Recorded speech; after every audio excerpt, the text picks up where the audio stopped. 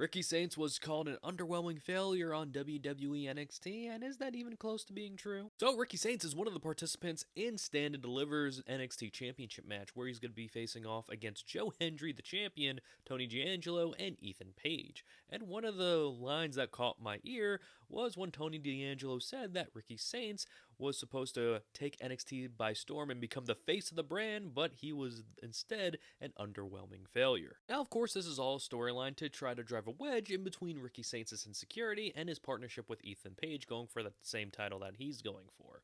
However, there have been critiques from WWE and AEW fans alike about Ricky Saints and his portrayal in WWE ever since he arrived at the company last year. I wouldn't consider Ricky Saints a failure necessarily, considering that he held two championships within his first year of WWE, the NXT and the NXT North American Championship, as well as defeating Obafemi, and that's a pretty big thing to have on your list. There's a lot of good from Ricky Saints' NXT work, whether it's his matches with Ethan Page or his series with Obafemi. However, when he was a babyface, there were other babyfaces that fans were more drawn to, whether it was Obafemi or Javon Evans, for example.